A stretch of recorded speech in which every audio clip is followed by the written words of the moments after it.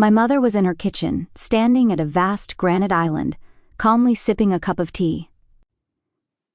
She looked up as I walked in, her face a perfect portrait of maternal concern, as if she'd been holding her breath for hours. "Honey, is he?" "He's fine, Mom." My voice was flat, a single polished stone of a sentence. I gave her nothing. Her performance didn't even flicker.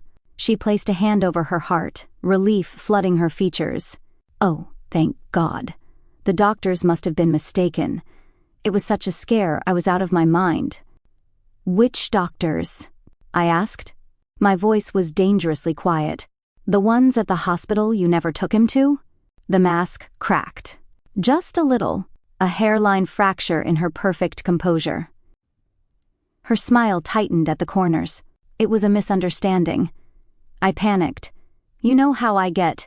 I didn't respond. I just stood there, letting the silence hang in the air between us. I let her feel the weight of my disbelief. She changed tactics. Her movements became brisk, all business. She slid a thick sheaf of papers and a heavy silver pen across the island toward me. "Well, since you're here, this scare has made me realize we need to be prepared. This is just a power of attorney for your grandfather. To help manage his accounts, it needs a second family signature to be activated." There it was. The real reason for the fake stroke. Not a health scare. A heist. The document was dense with legal jargon, designed to be confusing, but one phrase practically screamed at me from the page: full and unrestricted access to all financial assets. Not just his personal accounts. The entire company. My grandfather's 50-year legacy. "Did he ask you for this?" I asked, my voice still level. "He's not in a state to be making these decisions, Chloe. He's frail." Her voice was a syrupy sweet poison. "Someone has to be the responsible adult here." I looked at the pen she was offering me. A beautiful silver instrument of surrender. A tool to sign away everything my grandfather had ever worked for. For the first time in my 28 years, I saw her not as my mother, but as a predator, circling something she believed was already dead. "No." The word was so quiet, but it landed like a bomb in the silent kitchen. Her smile evaporated. Her eyes went from warm and concerned to chips of ice. "What did you just say to me?" I said no.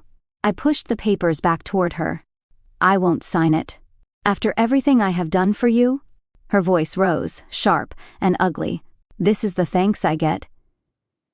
"You are such an ungrateful child." It was her favorite weapon. The insult she'd used to break my spirit 1,000 times. It didn't work. Not this time. My phone rang, splitting the tension. The caller ID read, Marcus Thorne, my grandfather's CFO and oldest friend. I answered, keeping my eyes locked on my mother's furious face. "Chloe." Marcus's voice was tight with strain. "I'm so glad I reached you. Your mother authorized a major wire transfer this morning from the corporate reserve account. An irregularity protocol was triggered. Did you know anything about this?" My blood ran cold. I watched my mother's face pale, her mask of righteous anger crumbling into pure panic. She knew. She knew she'd been caught. The number Marcus quoted next made me physically sick. She hadn't just been testing the waters. She had opened the floodgates. I spent the night on my couch, the hum of the refrigerator the only sound in the dark. I was a fool. I had walked into her house, confronted her, and walked out with nothing but a confirmation of what I already knew. I showed her my cards, and in return, she saw an opportunity. I gave her the one thing she needed most: time. At 8:05 a.m., my phone began to buzz. It didn't stop. It vibrated across my coffee table, a relentless, furious tremor. It wasn't a call. It was a flood. A tidal wave of notifications, texts, and emails, all crashing in at once. My heart sank. I knew what it was before I even looked. She had used the company's internal announcement listserv, an email sent from a generic, vaguely official address she must have set up years ago, family of the CEO. The subject line was a masterpiece of passive aggression, dripping with false concern. a family matter and an update on our founder's health. I read the words, and the blood drained from my face. It was a public execution disguised as a heartfelt letter. She wrote about Grandpa's recent health scare and her deep, abiding concern for his well-being. She thanked everyone for their support during this difficult time. Then, with the precision of a surgeon, she inserted the knife. She painted me as an ambitious, unstable daughter, overwrought with stress from my demanding job. She claimed I was trying to exploit this delicate situation to seize control of the company my grandfather built. She wrote that I had made disturbing and erratic accusations and that the family was asking for privacy as they tried to get me the help I so clearly needed. She had taken the insult she threw at me in her kitchen, the ungrateful child, and repackaged it for a corporate audience. I wasn't ungrateful anymore. I was unstable. The messages poured in. Texts from coworkers. "Chloe, what is going on? Are you okay? My God, I had no idea things were so bad." An email from my aunt, full of pity and fear. No one asked for my side of the story. No one questioned the narrative. They just accepted it. She had isolated me. With one email, she had discredited my sanity to the entire company and our extended family. She had won the court of public opinion before I even had a chance to speak. I sat there on my couch, phone in hand, feeling the walls of my own life close in. But she made one critical mistake. She thought isolating me would make me weak. She had no idea that I do my best work when I have nothing left to lose. Marcus Thorne's office was a quiet sanctuary of old leather and dark mahogany. The chaos of the outside world, the whispers and the pity, couldn't penetrate these walls. He didn't mention my mother's email. He didn't ask if I was okay. He just slid a thin, pale file across his desk. She was clever, he said, his voice a low, grim rumble.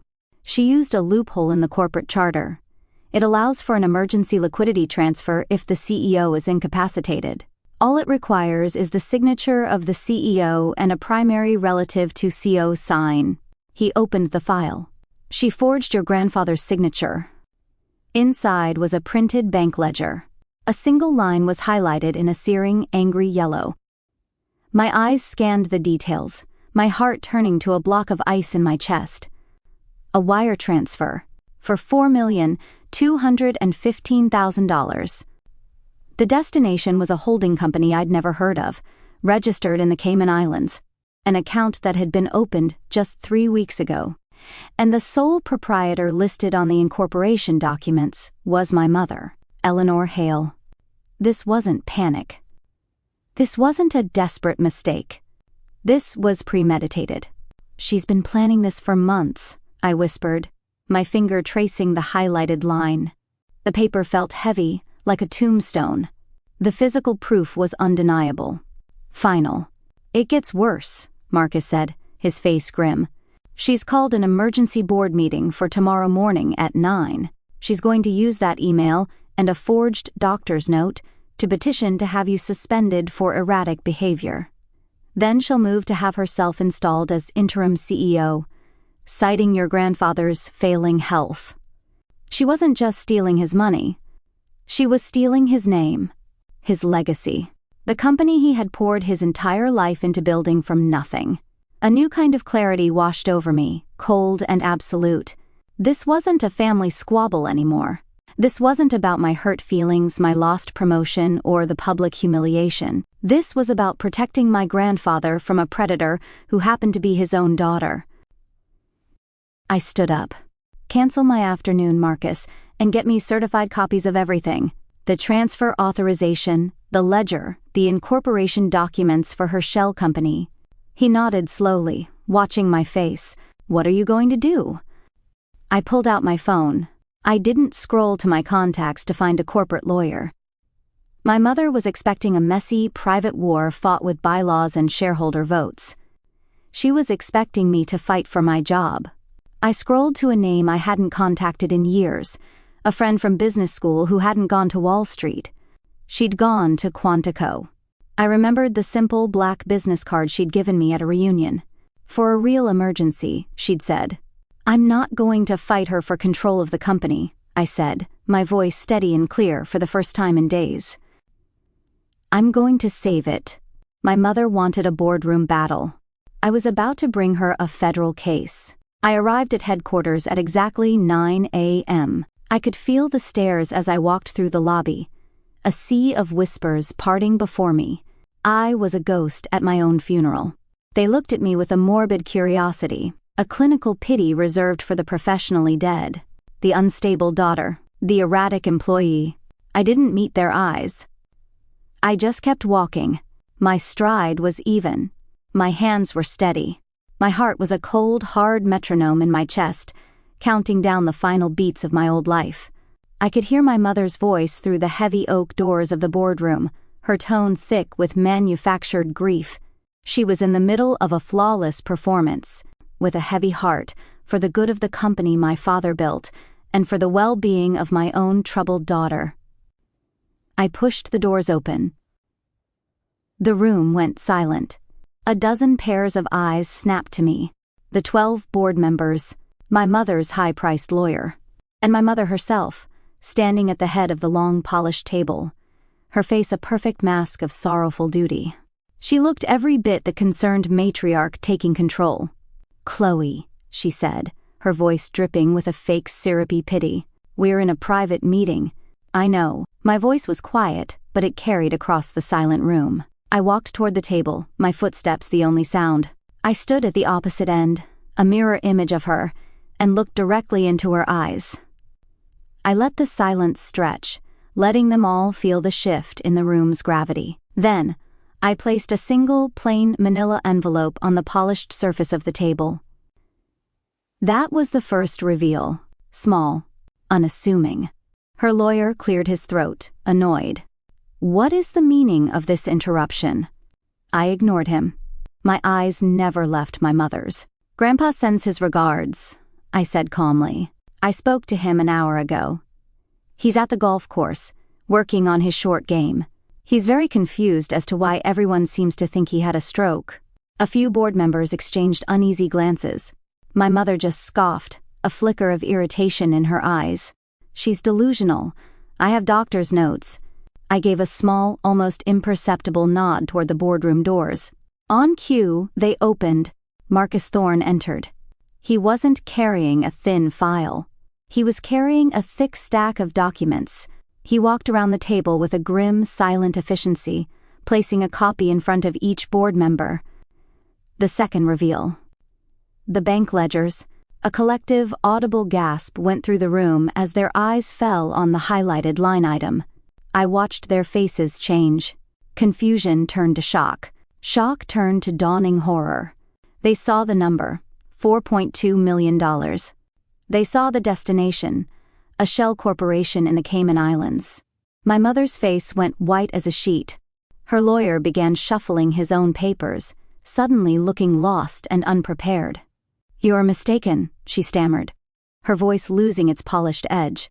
"That was a pre-approved corporate investment." "To a shell company you opened yourself just 3 weeks ago?" I asked. My voice didn't waver. It cut through her panic like glass. Then, I delivered the final layer. The avalanche. "You're right about one thing, Mother," I said, my voice dropping to an icy calm. "This is a very serious matter, so I took the liberty of bringing in the relevant authorities to handle it." The boardroom doors opened a third time. A man and a woman in dark, crisp suits stepped inside. They moved with a quiet, unnerving confidence. They didn't say a word. They simply walked to the center of the room, flipped open their credentials, and displayed their polished silver badges. Federal Bureau of Investigation. The finality of it sucked every last bit of air out of the room. The agents walked calmly around the table and stopped directly behind my mother's chair. I looked into her eyes. The mask was gone. All I saw was raw, primal terror. The powerful, manipulative matriarch had vanished. In her place was just a small, common thief, exposed under the cold, fluorescent lights of the room she had tried to conquer. "You committed wire fraud," I said, my voice clear and steady, "and elder fraud." Using a fabricated medical emergency to illegally transfer company assets across state lines, she just stared at me, her mouth opening and closing like a fish, with no sound coming out. Her world had collapsed in on itself in the space of 3 minutes. The office smelled of lemon polish and old leather. It had been my grandfather's sanctuary.